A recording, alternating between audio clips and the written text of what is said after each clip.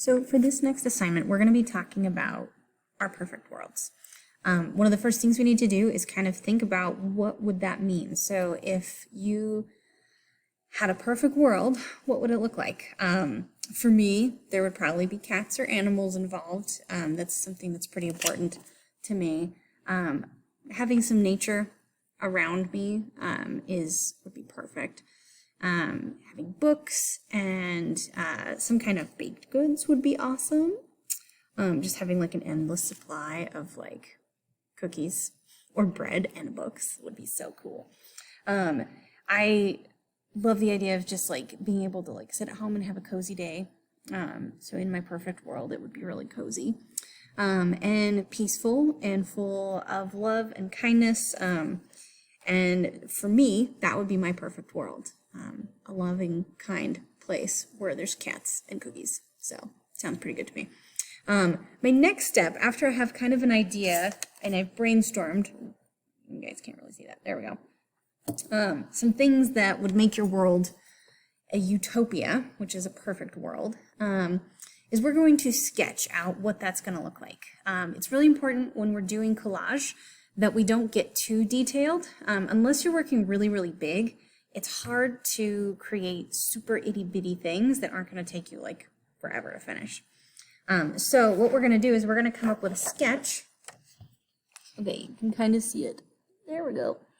That's pretty simple, but it lets us know where all of the areas that we need to build up are. So I know that, let's see, I need to make, I'm going to do like aspen trees because they're like my favorite when they're all yellow and it's so perfect. I'm going to have a window with a person kind of sitting in a papasan chair with a cat looking out the window, eating a piece of cake because cake's delicious. And we've got a little sign on the wall that says, kindness is not weakness, kind of getting that last little bit of my perfect world, which is kindness and love and all that good stuff, and cats.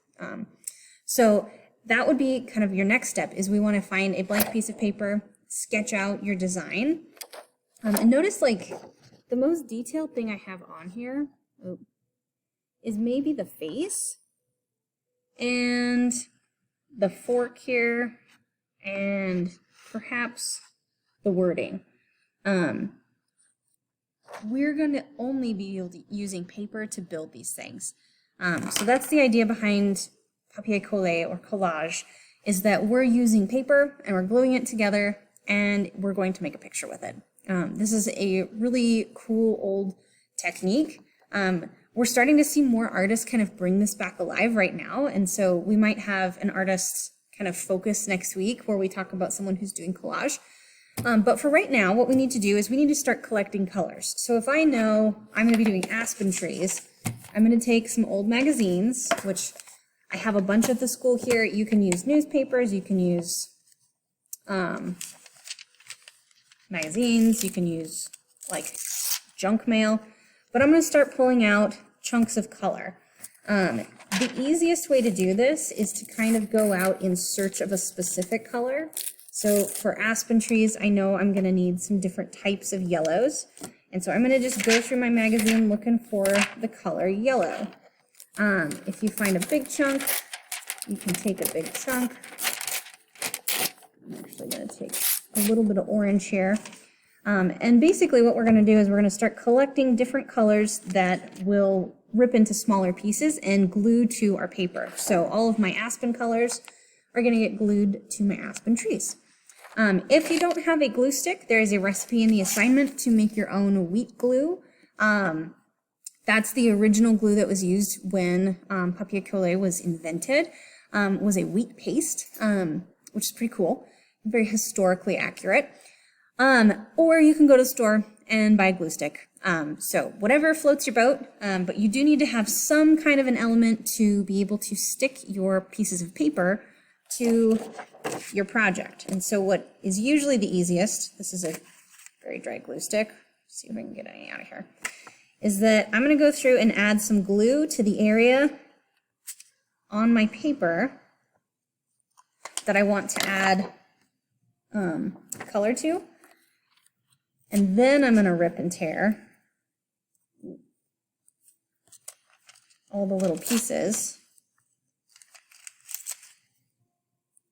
and add those to my already glued area, which is nice. You can be careful with these, or you can kind of tear and add willy-nilly. I'm going to pull some different yellow here because, you know, aspens, when they're all beautiful in the fall, they're a lot of different yellows, not just one different kind, right? And so this is a really nice thing because we have played a little bit with color, but you don't have to have mixing skills or anything like that in order to get really cool colors on your finished piece. And so you can kind of see where this is going.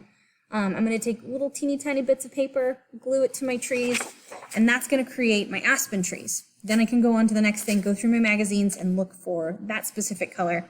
The other option is that you could just go through, pick in rainbows. So find all your browns, find all your blues, find all your greens. And that way you have everything ready for when you start tearing and gluing onto your piece. This will be due after we get back, but you will not have enough time to start and finish this in the time we have when we get back. You need to be working on this over the entire 2 weeks. I will have assignments kind of sprinkled in as well, so I'm not going to overdo you guys as far as adding more work, but this is a really fun way that we can still make beautiful art while we're at home with minimal supplies.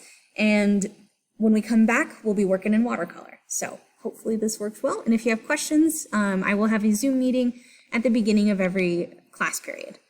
Have fun.